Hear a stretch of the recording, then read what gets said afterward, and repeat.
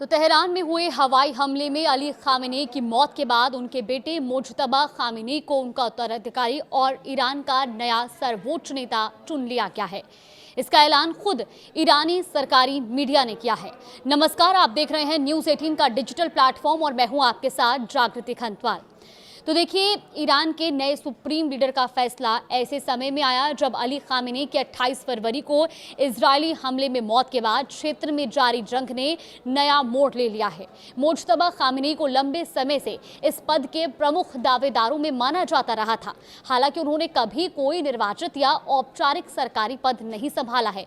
वहीं अमेरिकी राष्ट्रपति डोनाल्ड ट्रंप ये साफ कह चुके हैं कि ईरान उनके बिना नया सुप्रीम लीडर ना चुने। तो दूसरी तरफ इजराइल ने धमकी दी थी कि वो खामेनी के उत्तराधिकारी को भी खत्म कर देंगे। दरअसल आयतुल्लाह 1989 में रूहुल्लाह खुमैनी के निधन के बाद से ईरान के सर्वोच्च नेता के पद पर काबिज थे। ईरान में 1969 की इस्लामिक क्रांति के दौरान जब शाह मोहम्मद रजा पहलवी को हटाया गया तो खामेनी ने क्रांति में बड़ी भूमिका निभाई थी। इस्लामिक क्रांति के बाद खामेनी को 1981 में राष्ट्रपति बनाया गया था और वो 8 साल तक इस पद पर रहे। वहीं 1989 में ईरान के सुप्रीम लीडर खुमैनी की मौत के बाद उन्हें उत्तराधिकारी बनाया गया था। रिपोर्ट के मुताबिक आयतुल्लाह धर्म गुरु की एक पदवी है। ईरान के इस्लामिक कानून के मुताबिक सुप्रीम लीडर बनने के लिए आयतुल्लाह होना जरूरी है, यानी कि सुप्रीम लीडर का पद सिर्फ एक धार्मिक नेता को ही मिल सकता है। चलिए अब आपको बताते हैं कि आखिर मुज्तबा खामेनी कौन है।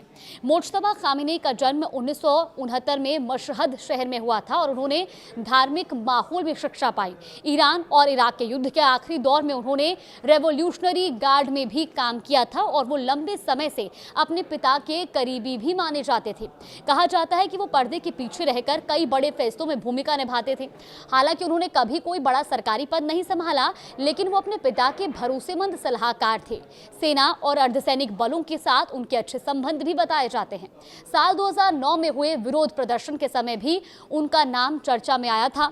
कुछ लोगों का आरोप था कि उन्होंने प्रदर्शन का सख्ती से दबाने में एक महत्वपूर्ण भूमिका निभाई थी। फिलहाल मुज्तबा खामेनी को मजबूत नेता माना जा रहा है और आने वाले दिनों में ये साफ होगा कि उनका नेतृत्व देश को किस दिशा में लेकर जाता है।